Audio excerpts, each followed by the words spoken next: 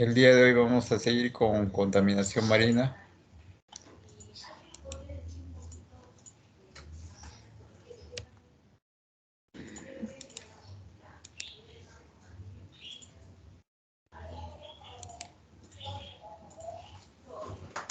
¿Me confirman si ya está en pantalla? ¿Sí o no?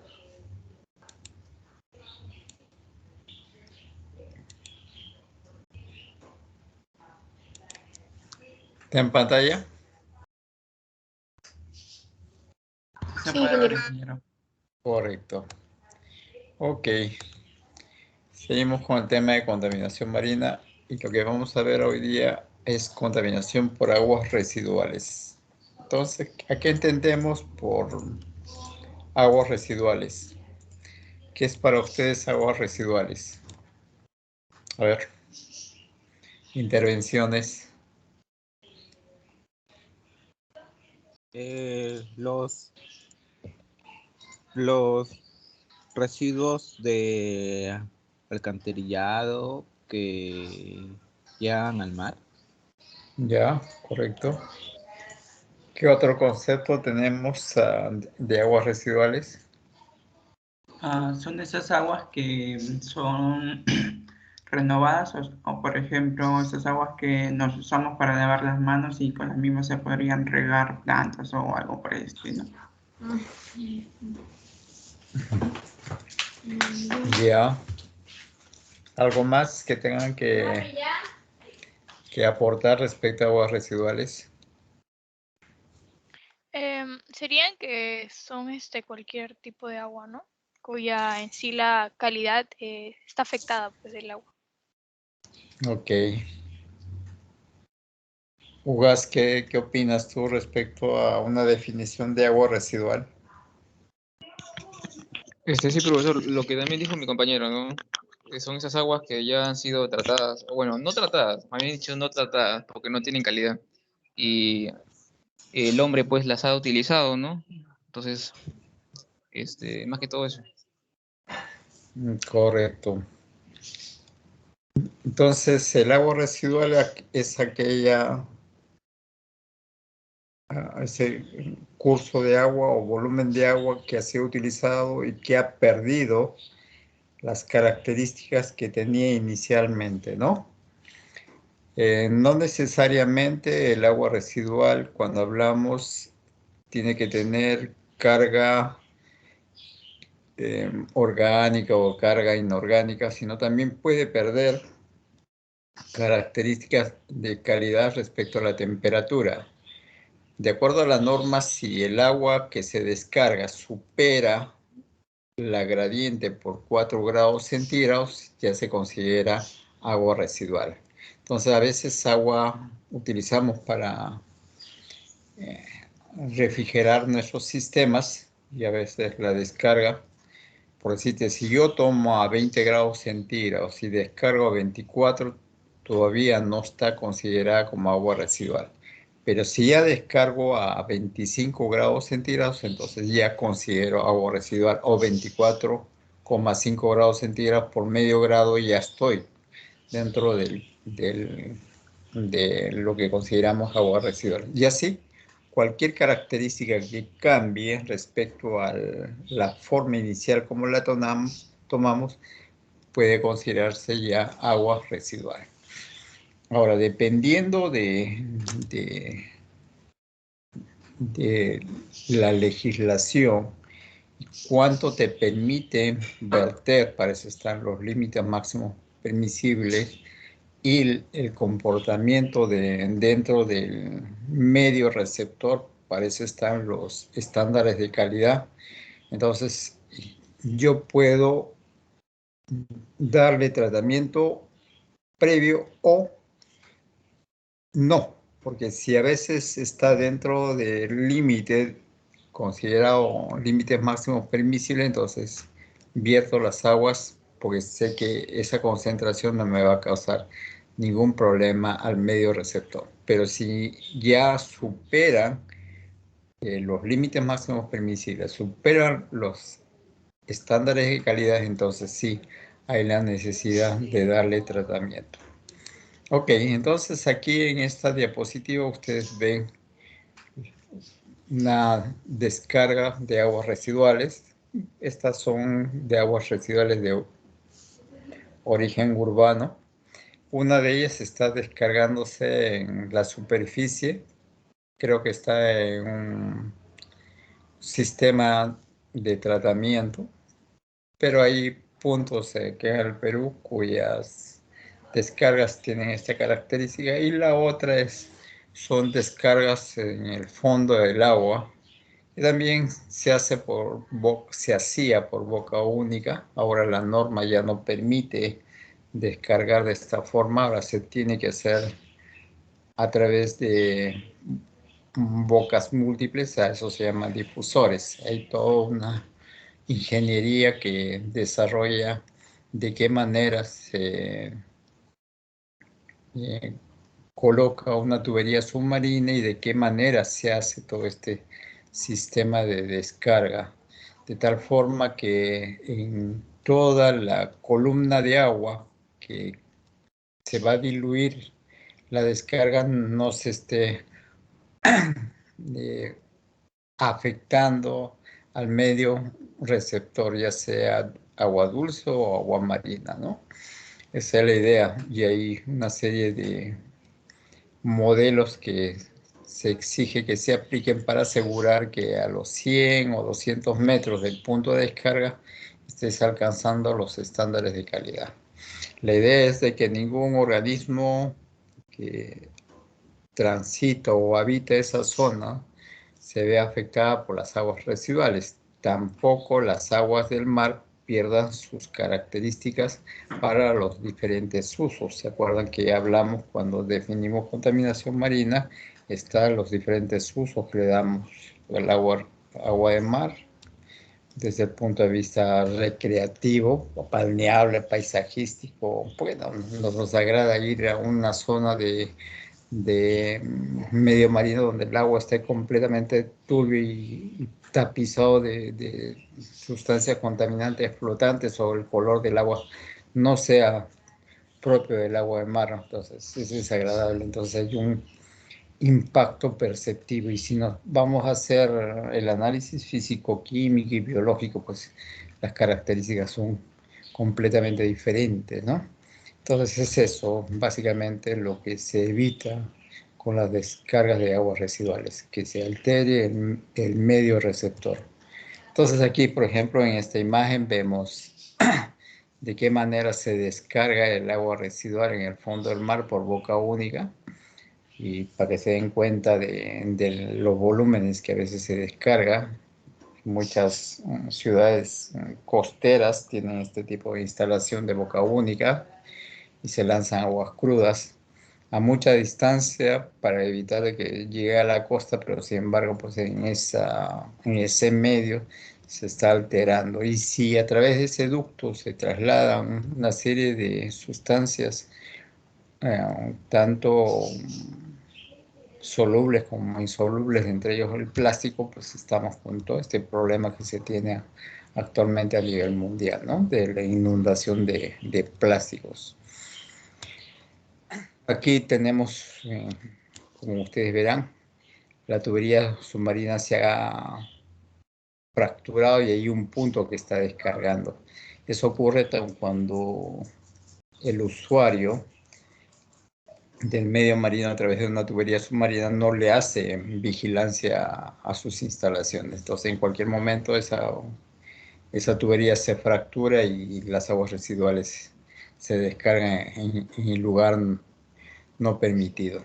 Y eso ha ocurrido en muchas plantas pesqueras, en descargas de aguas residuales de algunos municipios. Entonces, no solamente extender la tubería, sino también estar permanentemente haciéndole vigilancia para evitar justamente estas fracturas, ¿no?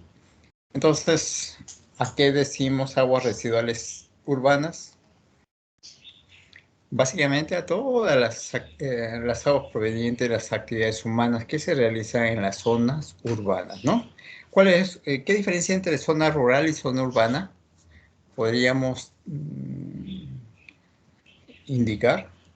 A ver. Sí me están escuchando, ¿no? Porque tengo un mensaje de que mi red no está muy buena.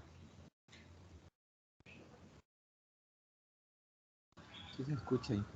Ya, entonces, ¿qué diferencia hay entre área urbana y área rural?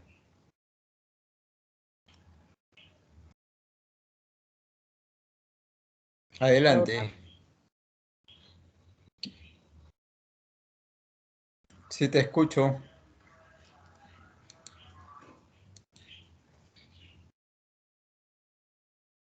Alguien levantó la mano, pero no tienes audio prendido.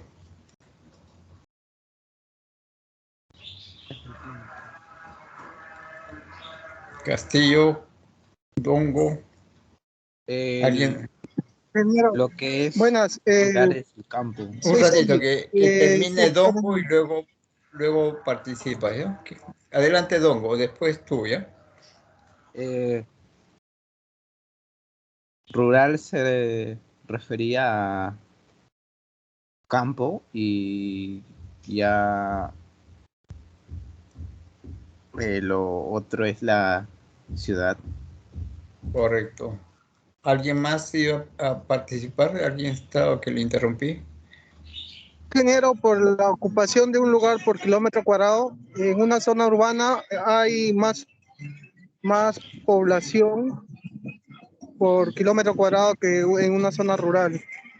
Correcto. Ok. ¿Y qué diferencia habrá entre las aguas residuales de una zona urbana y una zona rural? En los desechos de desagüe en las zonas urbanas. Claro, En cambio, las zonas rurales mayormente utilizan silos y no hay tanta contaminación por desechos residuales,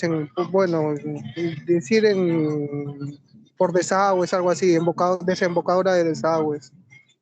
claro. Se tiene un estimado que más o menos cada persona utiliza 20 litros de Sí, agua por día. Entonces, ¿se imaginan cuánto es el volumen que tiene la ciudad de Lima o el distrito de Lins o el distrito de Jesús María respecto a, yo qué sé, la población de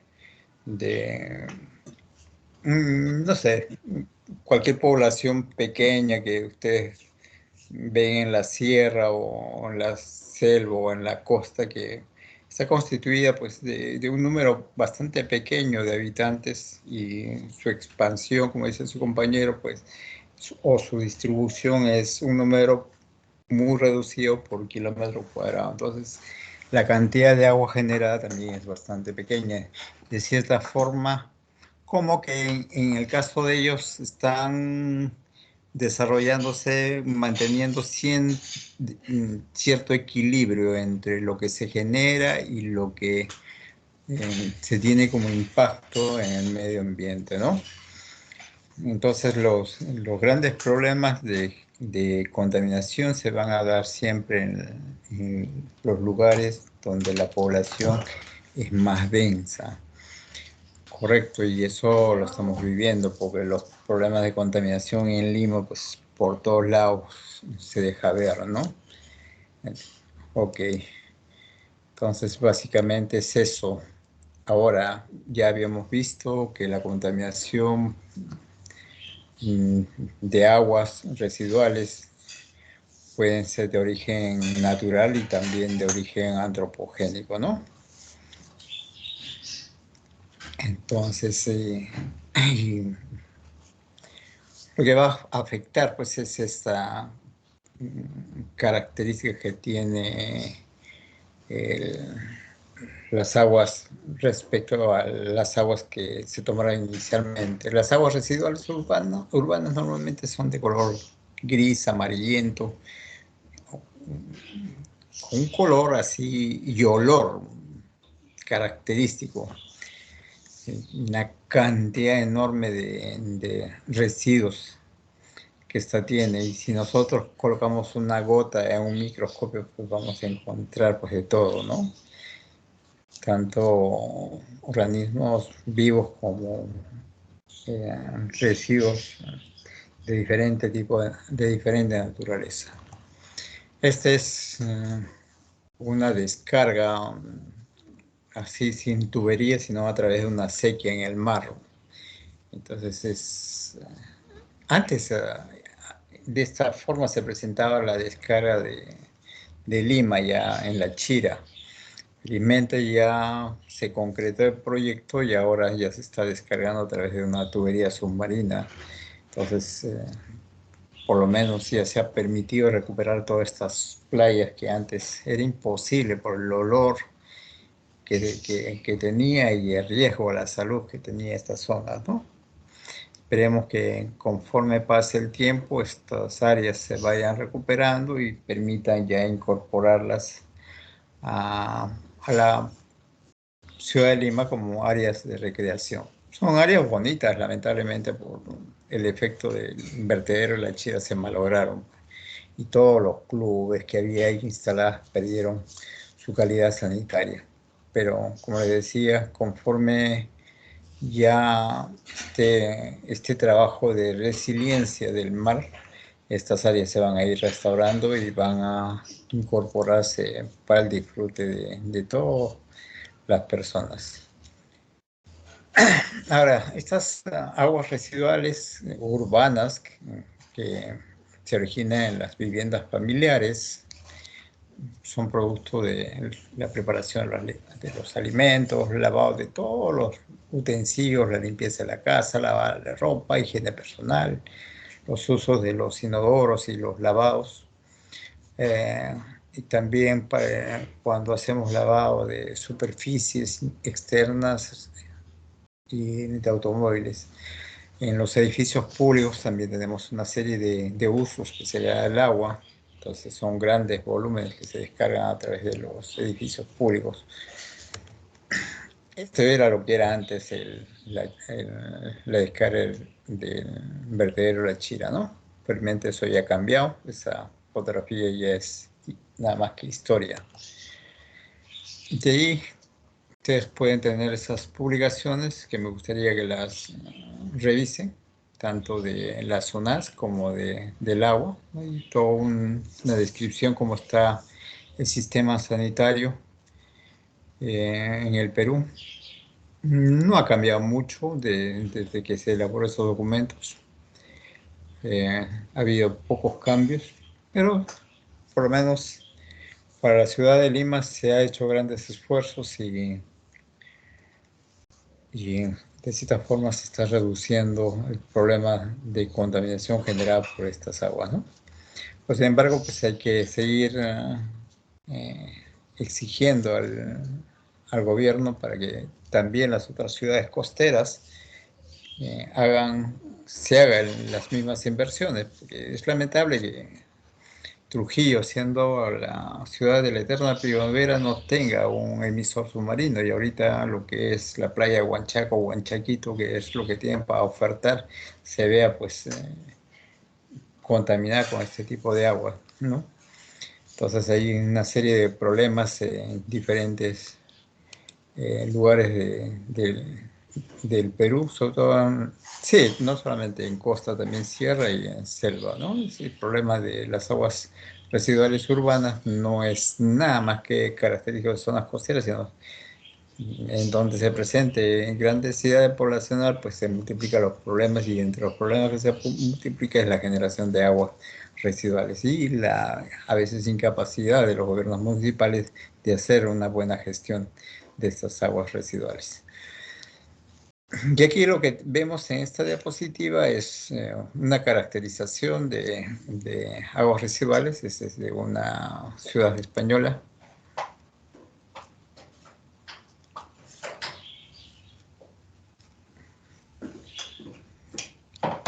Y como ven, pues, es, digamos, los parámetros generales. Ustedes hacen una mayor pesquisa y van a encontrar no solamente estos elementos, pues pueden encontrar así como en el agua mar toda la tabla periódica, porque nosotros en casa usamos diferentes tipos de sustancias y materiales y muchos de ellos terminan en el desagüe. Entonces, tener una característica general de las aguas residuales es un poco difícil, ¿no? Va a depender de los usos y costumbres que tenga la población. Por ejemplo, cuando nos queremos deshacer de los productos químicos en casa, ¿a dónde recurrimos? Recurrimos al desagüe. Todos esos medicamentos vencidos y todo eso terminan en el desagüe. Y así no tenemos una cultura de segregación y de manejo de los residuos domiciliares, incluso sabiendo que muchos de estos residuos son de alto riesgo. Cuando se quiebra un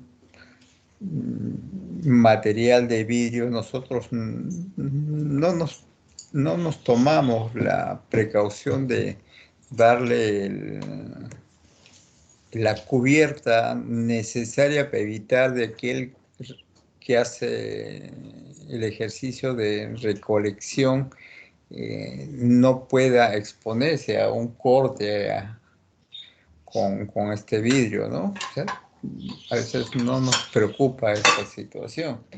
Igual cuando usamos materiales de aceite, grasa, tampoco tenemos un recipiente especial para esto, ¿no?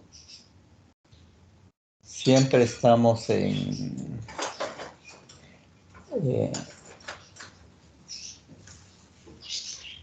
pensando pues que como se va al mar, como se va al río, todo se va a diluir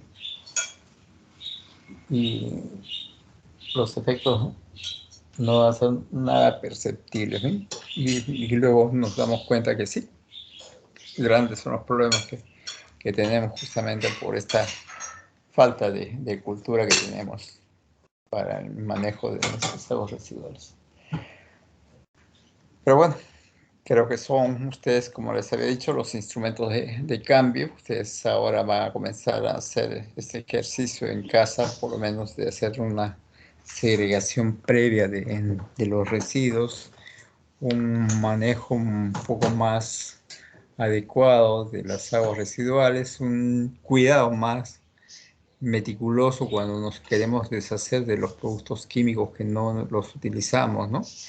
Entonces, todo pensando pues que esto termina en el mar y va a terminar en los peces que son producto de las pesquerías. Entonces, no nos va a quepar en nuestro cerebro siendo actores de las pesquerías y no hacer este trabajo, ¿no?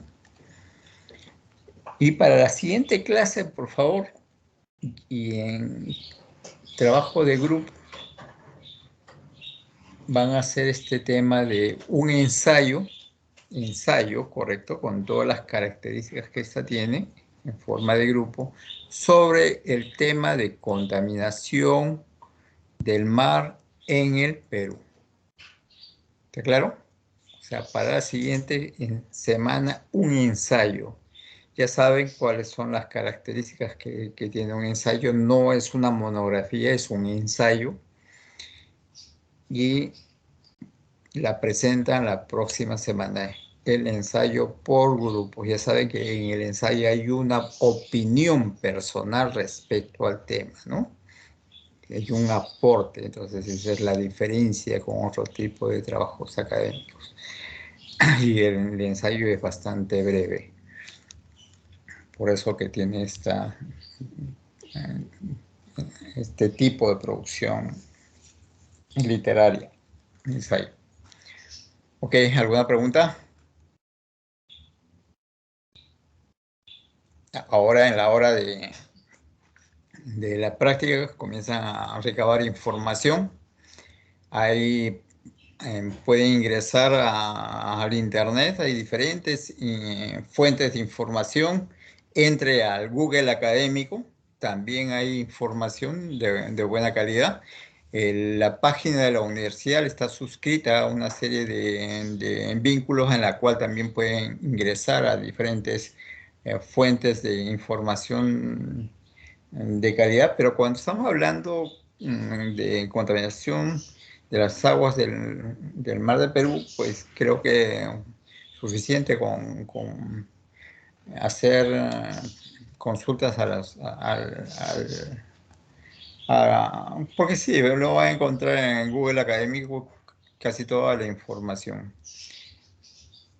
Y bueno, hay una serie de otros vínculos también que pueden, de las páginas de Concitec, que tienen también vínculos que son gratuitos y ahí también van a encontrar bastante información. En el IMARPE, que es la institución que tiene más trabajos publicados respecto a este tema, también van a encontrar bastante información. Entonces, respecto a base de datos, pues creo que van a tener lo necesario como para hacer un buen ensayo. Ok. Dentro de la composición biológica, pues como les había dicho, pues en las aguas residuales es todo un zoológico, ¿no? Hay organismos vegetales como hay organismos de la clase Animalia, Protozoa, protista, creo que el protozoa o protista es lo mismo, fungi, etcétera, etcétera. Entonces van a encontrar todo ese zoológico de organismos. Y no todos los organismos pues son patógenos, hay muchos de ellos que no. Pero el riesgo sí está en los organismos que sí son patógenos, ¿no? Entonces de ahí, por ejemplo, que nos preocupa mucho la carga microbiológica de las aguas residuales, sobre todo aquellos que van a traducirse en enfermedades para la persona que se ha visto afectada por el agua residual, ya sea por ingesta o por contacto. Y ahí tenemos muchas enfermedades entéricas. Eso significa que está generada por un microorganismo del tracto intestinal, eso se llama enfermedades entéricas. Y entre ellas está pues la hepatitis, ¿no? La hepatitis entérica, porque hay otro tipo de hepatitis, ¿no? Entonces,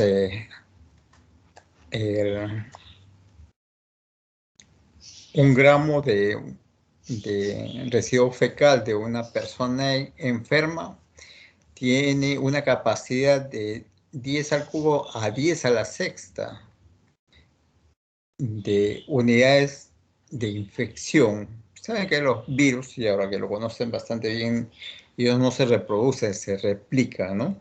Entonces esa es la diferencia entre un virus y una bacteria. La bacteria pues tiene diferentes mecanismos de reproducción, mientras que el virus lo que hace es replicarse, ¿no? Pero a veces la réplica tiene un carácter así exponencial, rápidamente.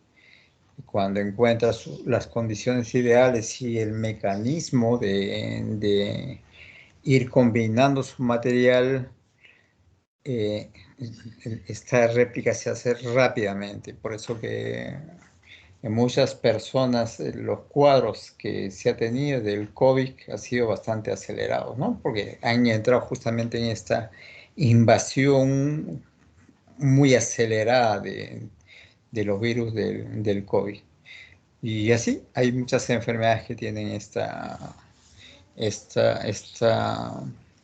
naturaleza, y cuando hay una proliferación excesiva de microorganismos se llama sepsis, ¿no? Por eso que a las aguas también se le llama aguas sépticas, justamente por esta expansión bastante grande de microorganismos. Ok. Dentro de las infecciones que generan las aguas residuales está la fiebre tifoidea, las paratifoideas, el cólera, la disentería, tularemia, la enfermedad Weil. Hay una serie de infecciones que no están tan bien aquí. Esas son las más comunes, ¿no? Dependiendo del elemento que genera la infección. Y por ejemplo tenemos al Vibrio, que genera el cólera, es una bacteria, no es un virus, no se confunda, porque incluso yo he leído en algunas portadas periodísticas cuando hay brotes de cólera, hablan del virus. Cólera no es un virus, es una bacteria, pero del grupo de los vibriones. Por eso es el tipo de bacteria es el Vibrio cholerae. Entonces, que no los confunda el nombre. Vibrio no tiene que ver nada con virus, ¿no? Es un vibrión, un tipo de bacteria. Ahora, pues, sus síntomas son claramente conocidos y la muerte de una persona infectada por cólera viene por deshidratación. Entonces, lo primero que hay que atender es el tema de la deshidratación, porque hay una deshidratación bastante acelerada, ¿no? Entonces eso hay que combatirlo rápidamente. Y luego pues los cuadros de fiebre, vómitos, náuseas, todo eso sí se puede controlar. Pero, como les digo, es importante el control del cuadro de deshidratación. Una persona que se deshidrata, pues, si no se atiende adecuadamente, pues, lo primero que vamos a dañar es el sistema renal. Pues es un mecanismo que hace este balance del agua que tenemos en los órganos, ¿no? Ok. ¿Me dan unos 5 minutos, por favor?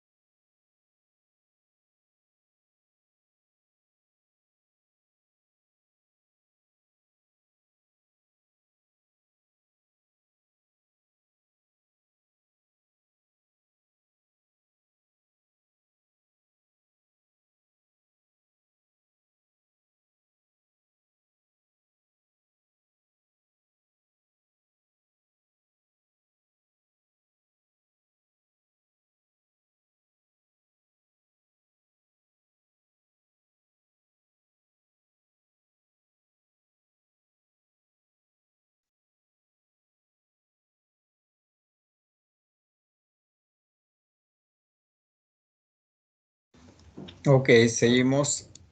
Entonces, le decía que el vibrio cólera está generado por este vibrión llamado vibrio cholerae, ¿no? Luego tenemos la disentería basilar, que está también generada por esta bacteria llamada Shigella. También le suelen llamar la enfermedad shigellosis. Es un tipo de diarrea sangrante, muy común, sobre todo en los pequeños, ¿no? Fiebres altas, retorcijones, pujos intensos, convulsiones, dependiendo del grado de afectación, ¿no? Hay reportes a nivel mundial de,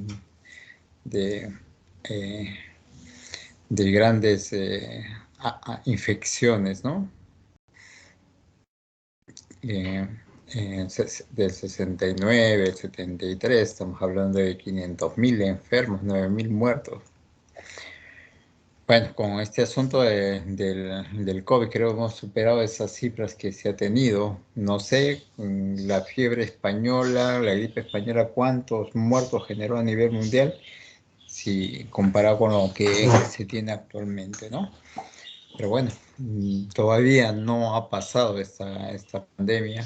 Tenemos que seguir teniendo las precauciones. Por ahí hay la presión de los diferentes medios televisivos y escritos de que ya hay que retornar a las escuelas, a las universidades, pero hasta no tener la seguridad de cómo se va a comportar el virus a futuro, sobre todo en estas modificaciones, no se puede exponer a la población. Ya ustedes vean cómo están las cifras en Rusia, ¿no? Es bastante preocupante y eso pues hay que tomarlo como referencia. No podemos estar lanzando así nomás sin las consideraciones científicas a la población nuevamente a que retorne a su trabajo normal. Yo sé que las presiones, las limitaciones económicas por estas restricciones lo hay, pero también hay que tratar de poner en la balanza qué es lo más importante, la vida o la comodidad, ¿no?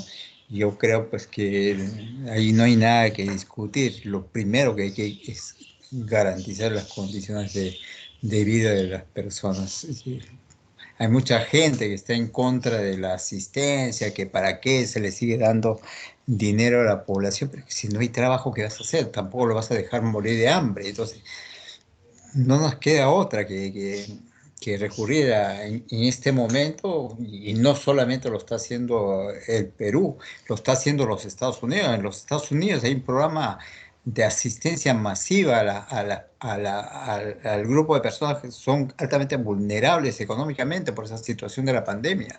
Entonces, a veces estos políticos no leen o no les da la gana de leer, con tal de plantarse en una condición, en una situación de que esto debe ser así, pues no me interesa lo que ocurre en el resto del mundo, porque lo único que me interesa es lo que yo pienso, y a veces ese que yo pienso está completamente distorsionada respecto a la realidad, y eso es lo que está ocurriendo. Entonces, este tema de la pandemia lo tenemos que manejar con mucha cautela, como que se dice, tenemos que manejarlo con pinza. Yo sé que a muchos de nosotros ya nos ha aburrido el trabajo virtual. Queremos regresar nuevamente a interactuar con nuestros compañeros, con los docentes, con la universidad, pero pues las condiciones no se dan todavía. Es todo un mundo desconocido.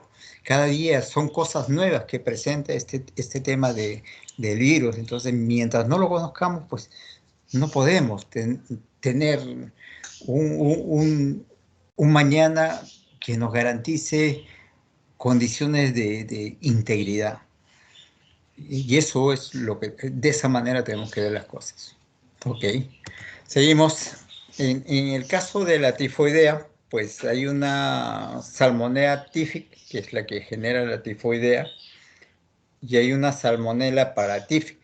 ¿Cuál es la diferencia entre la tifoidea y la paratifoidea? ¿Alguno de ustedes me puede ilustrar?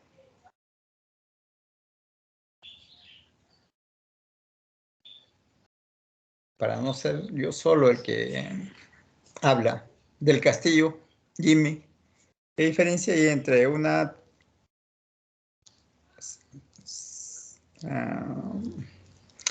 tifoidea y una paratifoidea? ¿Sí me escuchaste, Jimmy?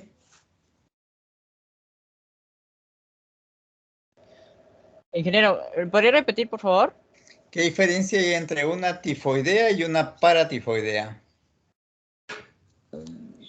¿Son causadas por el agua contaminada? Ya, los dos son causadas por agua contaminada o por enterobacterias que llega a tu organismo, ya sea por agua contaminada o a través de los alimentos, ¿no?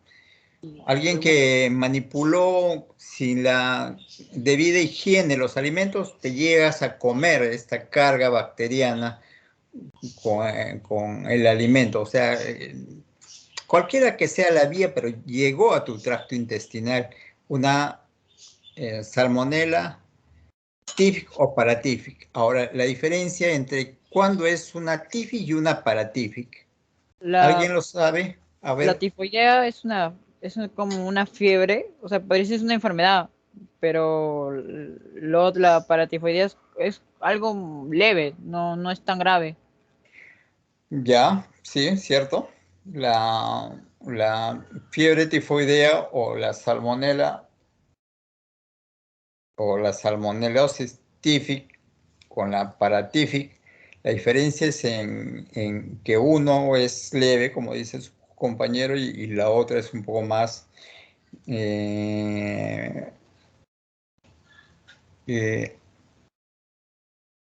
se extiende un poco más en el tiempo. El primero, la paratífic, es que consumí el alimento contaminado hoy y a las horas ya me enfermo o al día siguiente me enfermo. Mientras que la tifoidea, consumí el alimento contaminado hoy y en el término de 7 a 15 días recién desarrollo la enfermedad. En los dos casos, lo sintomático es las fiebres vespertinas, o sea, en las tardes comienza a acelerar los cuadros febriles, luego los cuadros diarreicos.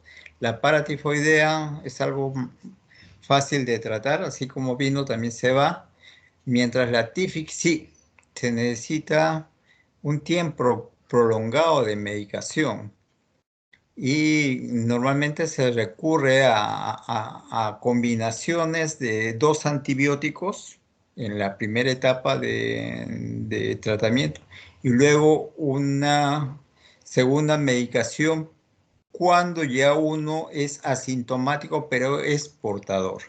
Entonces hay que eliminar incluso las bacterias en los asintomáticos portadores. Por eso que viene la segunda etapa del tratamiento. El tratamiento normalmente para una tifoidea creo que está alrededor de 30 días. Para una paratifoidea solamente es una semana o 15 días, ¿no? No, dependiendo de qué cantidad también ha habido de microorganismo, ¿no? Entonces esas son las diferencias entre una tífica y una paratífica. Ok. Y bueno, es muy común este tipo de infecciones en el medio marino. Ustedes que van a estar expuestos a la comida en las embarcaciones, a ingerir alimentos en los terminales pesqueros, tenemos que tener mucho cuidado en la salubridad de las cosas que vamos a utilizar como alimento, el lavado de las manos, tanto de nosotros como del personal que dirigimos, es importante antes de ingerir los alimentos, antes de manipular el mismo pescado, porque a veces pues no se tiene esa precaución y es verdad que nosotros no nos vamos a enfermar porque no vamos a comer ese pescado, pero va a ser otra la persona la que va a enfermarse por no haber manipulado sanitariamente ese alimento que es producto de la pesca, ¿no? Que se llama pescado.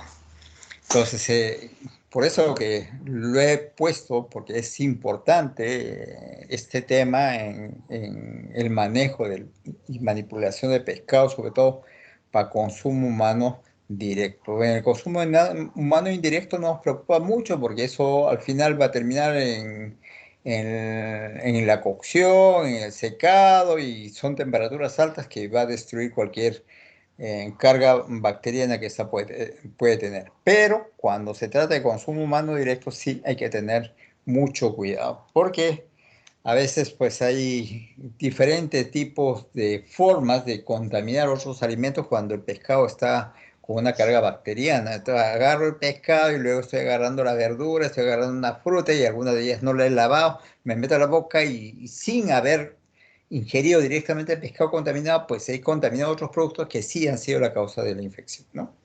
Entonces lo que llamamos nosotros contaminación cruzada, ¿no?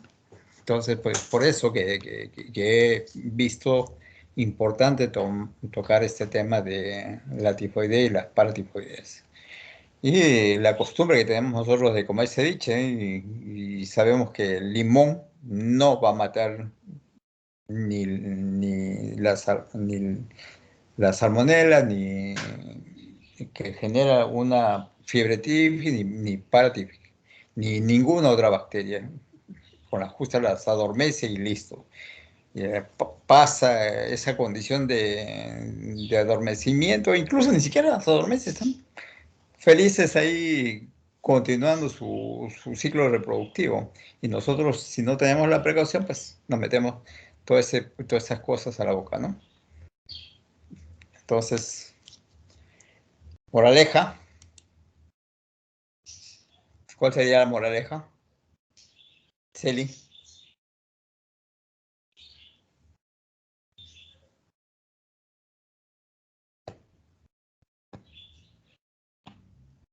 ¿Cuál sería la moraleja, Celi? ¿Me escuchas?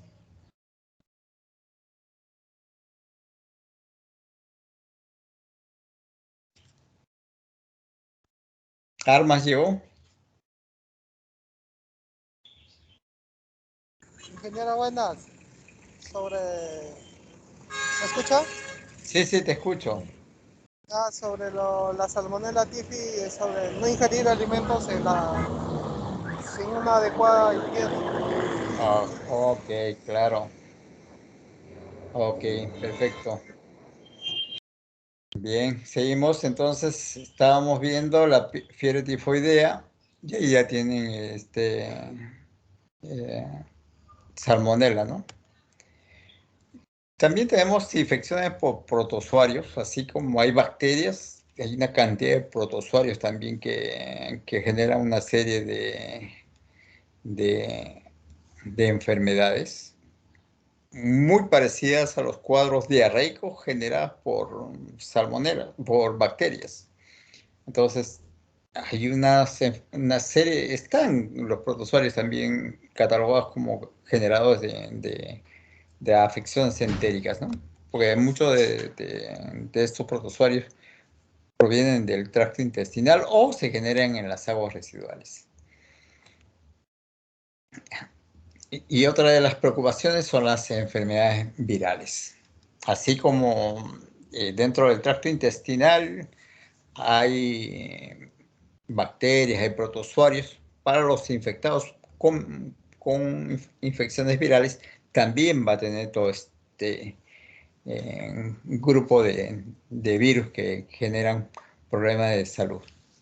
Hay virus que generan cuadros diarreicos similares a una enfermedad bacteriana. La diferencia es que una infección vírica que te produce un cuadro entérico, un cuadro de infección entérica o infección intestinal o cuadros diarreicos, convulsiones, vómitos, esa cuestión vírica, normalmente no hay medicación para tratarlo. Lo único que hacemos es que el paciente pues supere ese cuadro y en 3, 4 días se restablece y pasó la enfermedad viral, ¿no?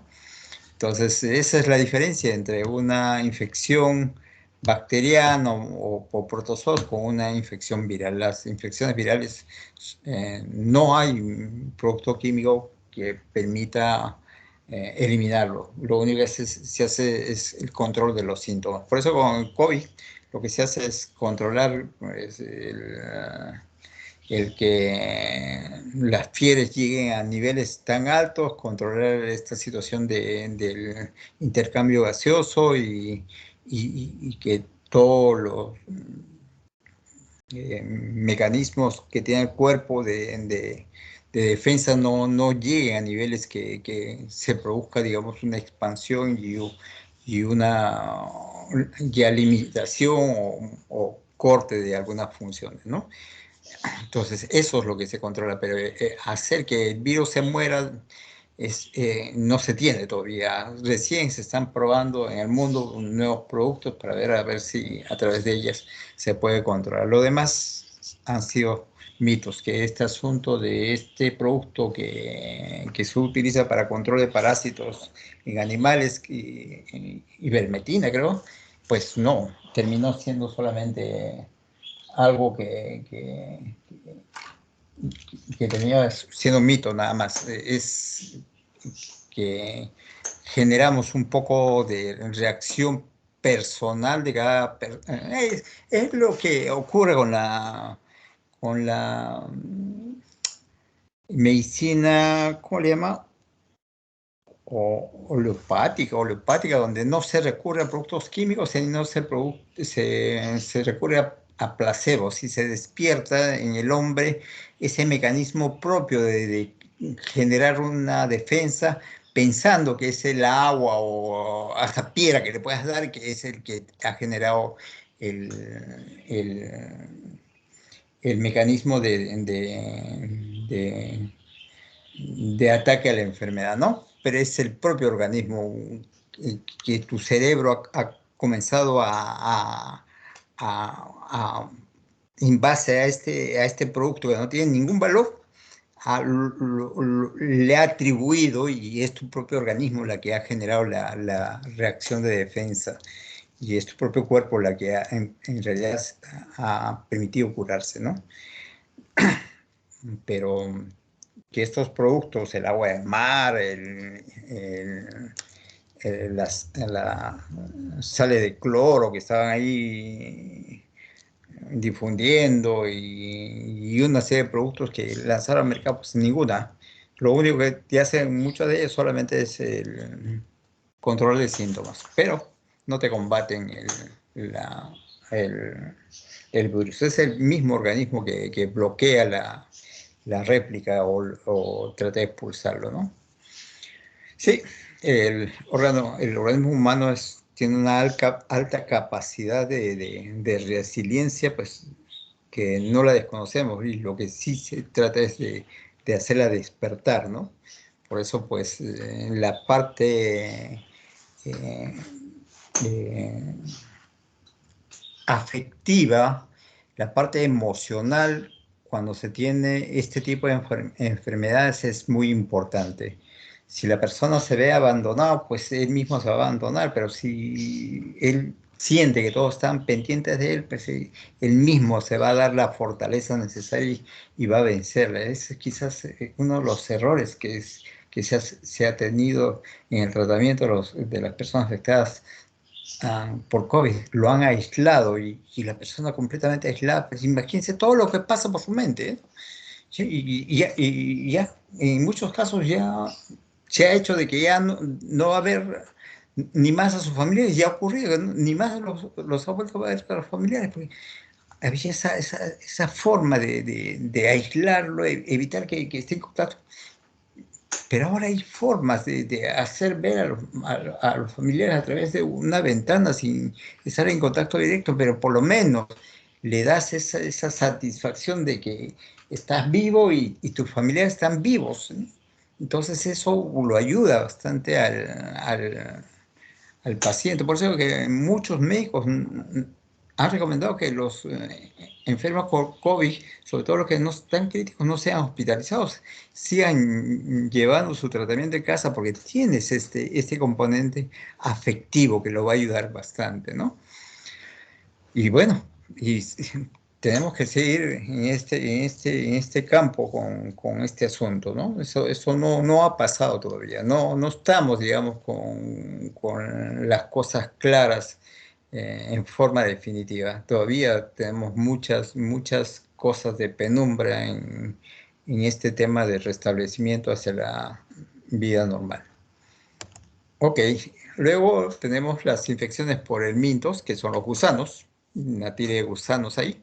Hay gusanos que habitan en los peces que sí tienen capacidad zoonótica, quiere decir que sí producen enfermedad en el hombre, y hay gusanos pues que no. Se transmiten al hombre y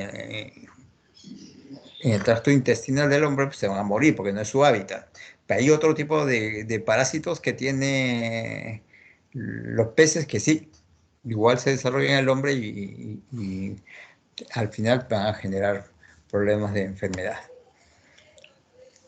Enfermedades causadas por intermediarios. Es algo que también lo he puesto porque también van a estar ustedes en contacto con esto.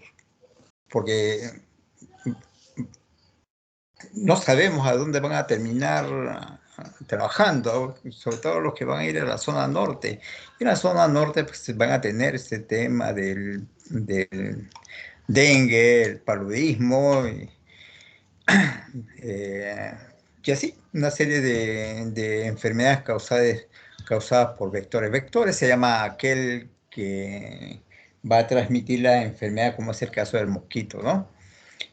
Hay enfermedades que son transmitidas por las ratas, por los ratones, entonces también en este caso son vectores, y en las fábricas donde se tiene harina de pescado, hay muchos de este tipo de vectores y que hay que necesariamente controlar justamente para evitar la diseminación de algunos casos de enfermedades. Y entre las más comunes son la exposición a los mosquitos. Un mosquito te va a infectar siempre y cuando haya previamente haya sido el mosquito infectado por una persona enferma. No quiere decir que si yo voy a una localidad y ahí está el anófeles, ahí está el otro tipo de mosquito y no hay ningún enfermo, yo me voy a enfermar porque me picó. No es así. Tiene que el mosquito previamente infectarse con un enfermo para poder transmitir la enfermedad a las otras personas. Entonces ahí tenemos el asunto del dengue. Tiene toda su sintomatología. Tenemos la fiebre amarilla. Tenemos el Zika. La chikungunya. Y cada uno pues con sus propias sintomatología. Ok, ¿alguna pregunta? Ingeniero, disculpe, los gusanos que se encuentran en el estómago del perico, ¿nos afecta a nosotros de alguna manera? No, primero que no nos vamos a comer el contenido estomacal del perico. Porque ¿qué haces cuando tienes el perico? Lo primero que es, retiras todos los residuos que tiene en la cavidad abdominal. Entonces, nadie se come residuos del perico.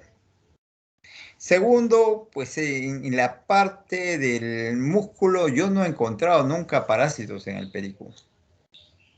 Si lo hay, está en la parte abdominal, en el tracto intestinal, y eso se retira, ahí no hay problema. Donde sí hay parásitos es en el caso de la merluza, por eso que la merluza se deshace al momento de la cocción.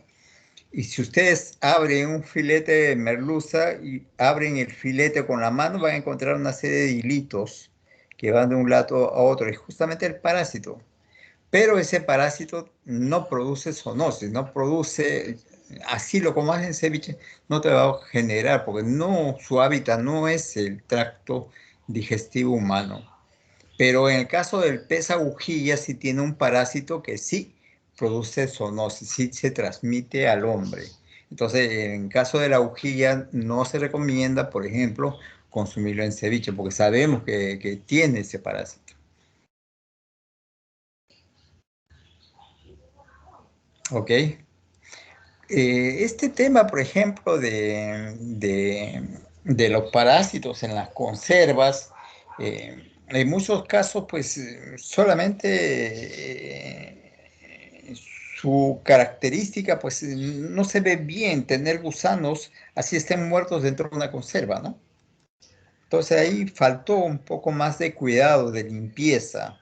En la situación de una manufactura acelerada metieron un interés con todo lo que hay que producir y terminaron los gusanos ahí, pues.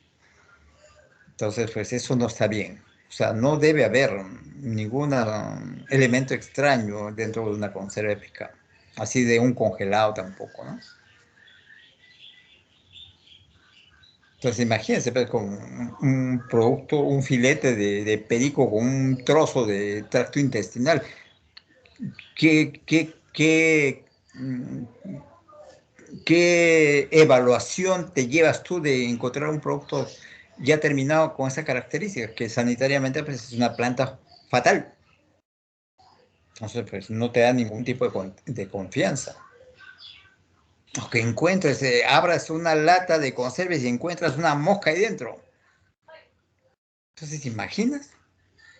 ¿Qué cosa yo pueda pensar de cómo se maneja sanitariamente esa planta? O un elemento extraño.